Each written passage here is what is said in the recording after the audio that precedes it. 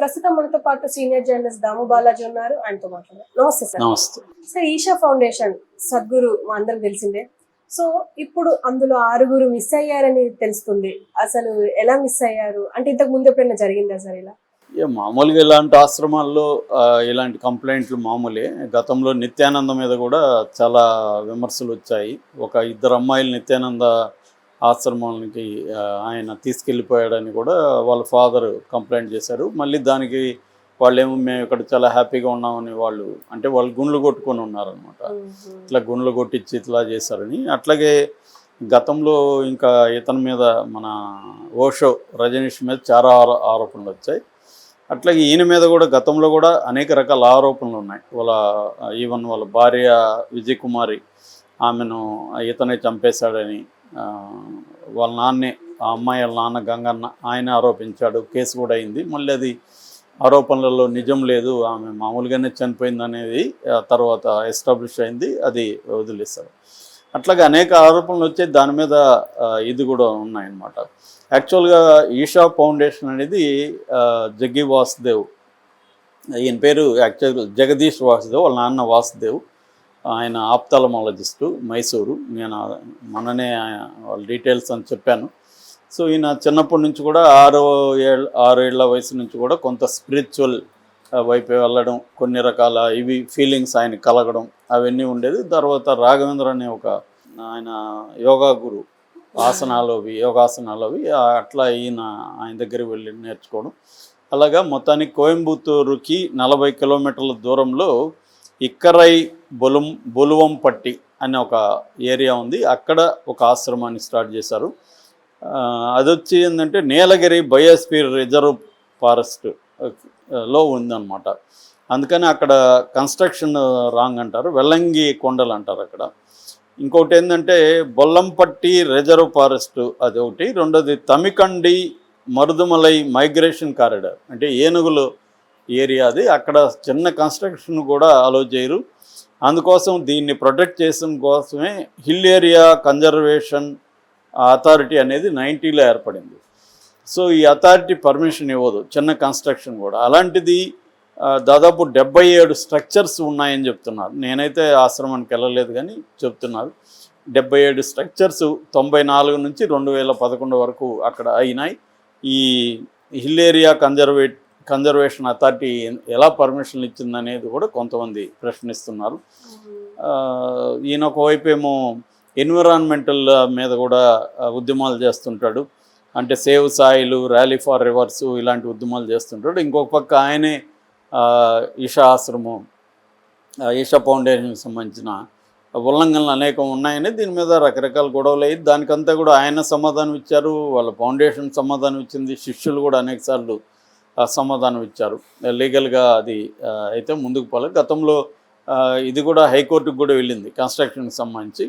ఆయన అన్నీ నేను పర్మిషన్లు తీసుకొని చేస్తాను, అవన్నీ కూడా వాళ్ళు సైట్లలో పెట్టారు, ఈషా ఫౌండేషన్ సైట్లో కూడా.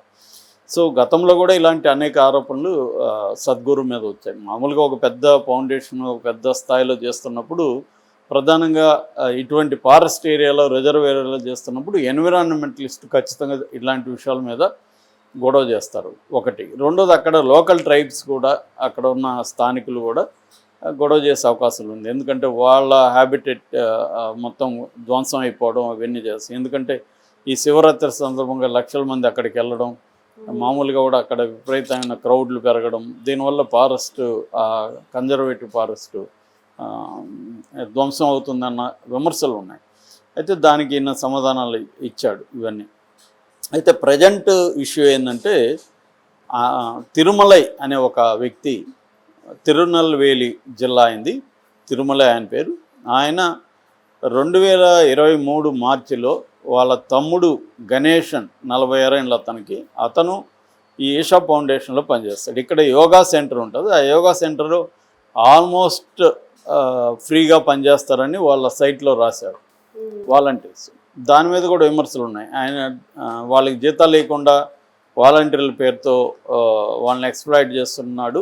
దాని నుంచి అది మామూలుగా అయితే నాన్ ప్రాఫిట్ స్పిరిచువల్ ఆర్గనైజేషన్ అనేది పెట్టారు, ఒక ఎన్జిఓ లాంటిది. కానీ దాని నుంచి చాలా అమ్ముతున్నారు, అమ్మి డబ్బులు తీసుకొని డొనేషన్ అనేసి రిసీట్లు ఇస్తున్నారని కూడా విమర్శలు వచ్చాయి. నెట్లో ఇవన్నీ ఉన్నాయి, అంటే వీళ్ళ విమర్శలు, దానికి వాళ్ళ సమాధానాలు అన్నీ ఉన్నాయి. కాబట్టి ఏది ఫ్యాక్ట్ అనేది మనం చెప్పలేం, కానీ మొత్తానికి అలాంటి విమర్శలు గతంలో ఉన్నాయి. ఏదేమైనా ఇతను కూడా వాలంటరీగా అక్కడ పనిచేస్తున్నాడు. ఎవరు? ఈ గణేషన్ అనే. సో ఈయన మార్చిలో వాళ్ళ తమ్ముడితో అప్పుడప్పుడు ఫోన్లు చేసి మాట్లాడుతుండేవాడు. మాట్లాడితే అప్పుడు లేడని చెప్తున్నారు, దొరకలేదు ఫోన్కి. దాంతో ఆ ఫౌండేషన్ వాళ్ళకి ఫోన్ చేస్తాడు. ఫౌండేషన్లో రమేష్ అని యోగా సెంటర్ ఇన్ఛార్జ్, ఆయనకు ఫోన్ చేస్తే మీ వాడు 2 రోజుల నుంచి రిపోర్టింగ్ లేదు, 2 రోజుల నుంచి కనిపించట్లేదు అని చెప్పాడు. దాని తర్వాత ఇతను అనేక చోట్ల వెతికాడు, అతను దొరకలేదు. పోలీస్ కంప్లైంట్ ఇచ్చాడు, పోలీసులు పట్టించుకోలేదు. చివరికి చెన్నై హైకోర్టులో హెబియస్ కార్పస్ పిటిషన్ వేశాడు. హెబియస్ కార్పస్ పిటిషన్ అంటే ఎవరైనా మన సంబంధించిన వాళ్ళు పోలీసులు ఎత్తుకుపోయి ఇల్లీగల్ కస్టడీలో పెట్టుకున్నా, లేకపోతే కనిపించకుండా పోయి పోలీస్ కంప్లైంట్ ఇస్తే పట్టించుకోకపోయినా అప్పుడు కోర్టుకి వెళ్ళొచ్చు అనమాట ఈ పిటిషన్ కింద. సో దాన్ని బట్టి కోర్టే గైడ్ చేస్తుంది, పోలీసులకి ఆదేశాలు ఇస్తుంది. ఈ పర్సన్ని మీ దగ్గర ఉంటే తీసుకొచ్చి ప్రొడ్యూస్ చేయండి కోర్టు ముందు అని చెప్పి. యాక్చువల్గా నా విషయంలో కూడా నన్ను పోలీసులు పట్టుకున్నప్పుడు మా ఫ్రెండ్స్ హెబియస్ కార్పస్ వేశారన్నమాట. సో అది బేసిక్గా హెబియస్ కార్పస్ పెట్టి, ఎందుకంటే నన్ను పట్టుకున్నాక 4 రోజుల వరకు పోలీసులు పెట్టుకున్నారు, కోర్టుకి పెట్టలేదు. వాళ్ళు పోలీస్ స్టేషన్లో అక్కడెక్కడ తిప్పుతూ విచారిస్తున్నారు. జనరల్ పోలీసులు అలా చేస్తుంటారు, ఎవరినన్నా తీసుకెళ్తే వాళ్ళు 24 అవర్స్లో పెట్టరు. ఎవరైనా ప్రముఖులైతే కవితనో చంద్రబాబు వీళ్ళనైతే 24 అవర్స్ పెడతారు, కానీ మామూలు వాళ్ళని ఎవరిని పెట్టరు. నెలల తరబడి కూడా పోలీస్ స్టేషన్లో పెట్టుకున్న సంఘటనలు అనేక ఉన్నాయి. అలాగా ఇతను ఎవరన్నా అక్కడేమన్నా గొడవ చేస్తే పోలీసులకు అప్పగించారా అనేసి కూడా ఇతను ఎంక్వైరీ చేశాడు, కానీ వాళ్ళ బ్రదర్ రాలేదు.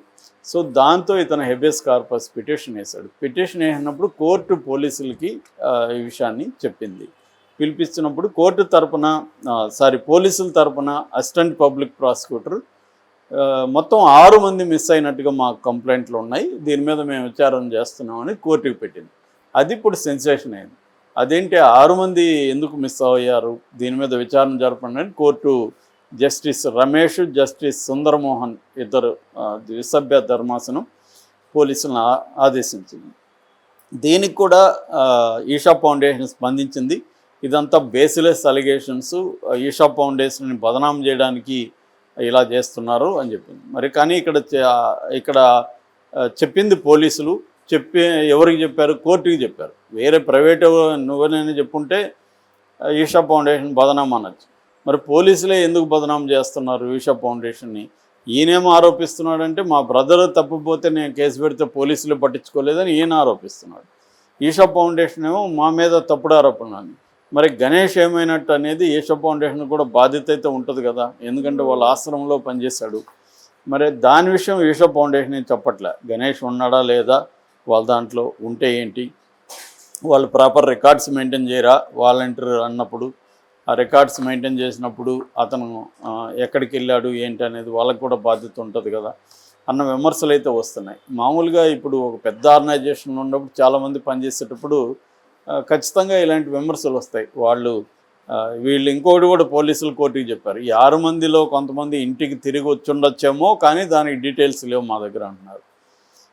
అంటే దీని మీద ఇంకా ఫర్దర్గా అయితే విచారణ జరిపితే కానీ 6 మంది ఏమయ్యారో తెలియదు, కానీ ఇతను మాత్రం అయితే ఖచ్చితంగా మిస్సింగ్ అనేది తెలుస్తూ ఉంది. ఎందుకంటే వాళ్ళ బ్రదర్ అన్ని చోట్ల వెతికేశాడు, ఒకవేళ అట్లా ఏమైనా వెళ్ళిపోయాడా అంటే ఇవి కూడా జరుగుతుంటాయి. కొంతమంది ఆశ్రమంలో అతనికి నచ్చి ఉండకపోవచ్చు, లేకపోతే ఇంకేదో కారణం ఉండొచ్చు, అతను వెళ్ళిపోయి ఉండొచ్చు ఎక్కడికైనా. చాలామంది ఏం చేస్తారంటే ఇట్లా పారిపోయిన వాళ్ళు ఏదో ఒక ఫ్రీగా ఫుడ్ పెట్టి ఆశ్రమాల్లో పోయి చేరిపోతారు. ఎందుకంటే అక్కడ ఫుడ్ షెల్టర్ ఉంటుంది, టెన్షన్ ఉండదు, ఏదో చిన్న పని చేసుకుంటూ అక్కడ ప్రశాంతంగా గడిపేద్దాం, తమకు తెలిసిన వాళ్ళతో ఎవరితో కూడా లింక్లో ఉండదలుచుకోరు వాళ్ళు. అలాంటి వాళ్ళ కోసం చాలా ఆశ్రమాలు ఉన్నాయి, పెద్ద పెద్దవి కూడా ఉన్నాయి. సో అలాగా ఇతను ఏమన్నా వెళ్ళిపోయాడా ఏందనేది తెలియదు. ఏదేమైనా ఇదైతే ఇప్పుడు దేశవ్యాప్తంగా సెన్సేషన్ అయింది. మొన్ననే మనం స్టోరీ చెప్పుకున్నాం, ఆయనకి బ్రెయిన్లో బ్లడ్ ఇదైంది, ఊజ్ అయింది అని చెప్పి, అంటే రక్తస్రావం అని చెప్పి దాని మీద సర్జరీ కూడా చేశారు ఢిల్లీ అపోలో. ఇది ఇమ్మీడియట్గా ఇంకొక వార్త బయటకు వచ్చింది.